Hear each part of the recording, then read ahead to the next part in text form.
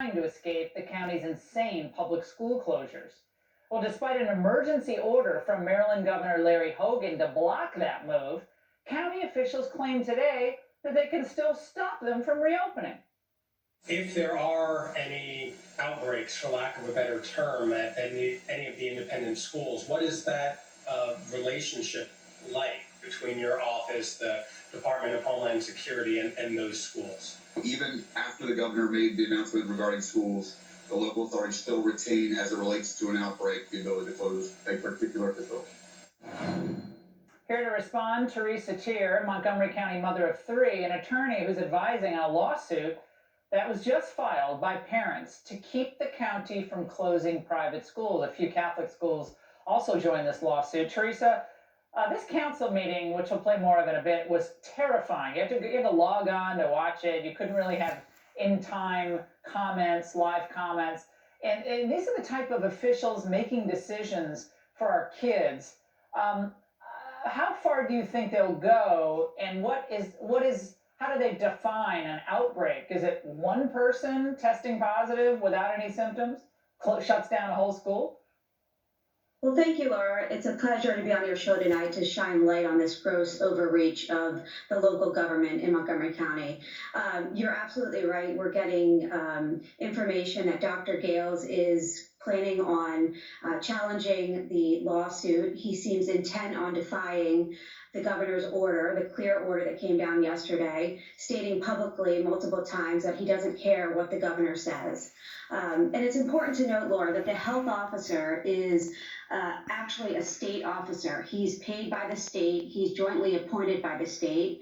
And he's required by law to carry out state policy. Right now, he's plainly insubordinate to Governor Hogan. And he has... Governor Hogan has clearly articulated the state policy here, and so has the superintendent of schools. Now, in addition, Teresa, hold on. You just mentioned him, so everyone understands what we're talking about. Montgomery County, Maryland's top health official, Dr. Travis Gales. Here's what he said at this council meeting today. Watch. Low transmission for us is cases in like the 8 to 9 cases a day. We're not there. And so the principle, what we're trying to hopefully get folks to understand is that in order for this to be done safely, it needs to be done in the setting of low community transmission and low caseload. Now, hold on, Teresa, where is he getting these numbers? 8 to 9 cases per day in a county with a population of 1.1 million, or kids can't go to school? I mean, I don't know where he's possibly coming up with this. It's absurd. Right, Laura, I think everyone's confused. He keeps stating, Dr. Gales keeps stating that he's relying on clear data. We have yet to understand exactly what that means. This order came out on Friday night under the cover of darkness. He did not share with the schools how he came to this conclusion. We don't understand what he's really saying when he says we're relying on those numbers, because you're right that the population in Montgomery County is over 1 million people. And so to have a low rate of 8 cases a day is virtually impossible, which means that the schools would never reopen. So it's unclear. And one of the council members today sent him a letter asking him those questions, which is really telling that these council members had no idea that the data he was relying on. Now, I got to play this before we go. One Montgomery County councilman didn't hide his complete disdain for parochial and independent schools. Watch.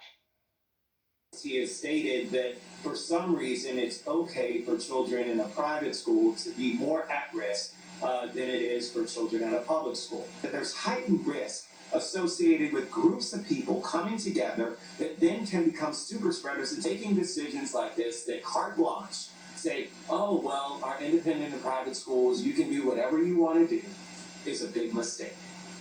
So that council member is basically saying private school parents, parochial school parents, don't care about their kids' safety? Are you kidding me? How do these people get appointed or elected or however? I have no idea. Yeah, and the problem with that argument, Laura, is that the public schools could have opened as well. That was a decision by Montgomery County Public Schools, who acquiesced to the union in this particular situation. Private schools have always had the right, even dating back to March, when Governor Hogan and the superintendent of public schools within the state, the superintendent, excuse me, of education said in March that the schools had to close. That order only applied to public schools. And the governor and the superintendent said, private schools, you have the right to determine, you have that absolute right to determine whether to remain open or closed. But in fact, at that time, given the situation and the stay-at-home orders that were in effect, the schools closed. Now we're in a much different place, but this order was, unilaterally decided by this director of health who just doesn't have the power to make that decision. Teresa, just one sentence from you to parents watching this across the country who are facing a similar edict handed down from an unelected official, but an appointed official. Your message to them, one sentence. My message would be to continue to fight. And there's a lawsuit that's been filed in federal court. There's going to be likely a hearing soon, injunctive relief we're seeking. And you cannot sit by and let people obviously decide for your children, who you have the fundamental right to decide what's in their best interest, which is only temper. Yeah, Teresa, we gotta go. But my message then is you gotta fight. You cannot accept these unconstitutional, illegal, unlawful, and arbitrary, overbroad edicts from appointed officials. It's outrageous. These rights are inalienable we have.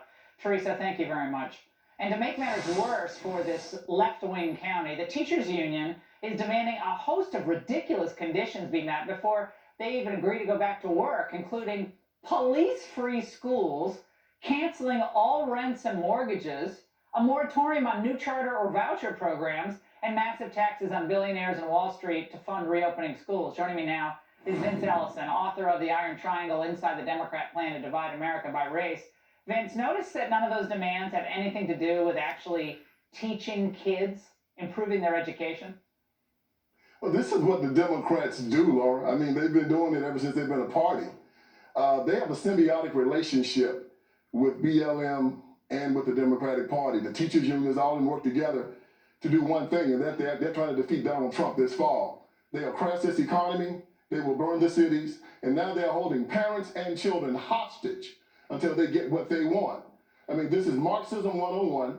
They care nothing about these children, they care nothing about these parents, and if anybody doubted that the Democratic Party and these unions hold the American people in utter contempt, look at what they're doing right now.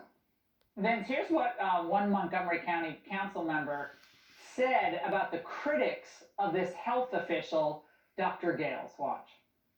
I want to apologize to you for how some of our community has treated you. The racism that exists when it starts to question, oh, well, where did he go to school? I hope that folks read up instead of just asking on Twitter, who this guy is and what gives him authority.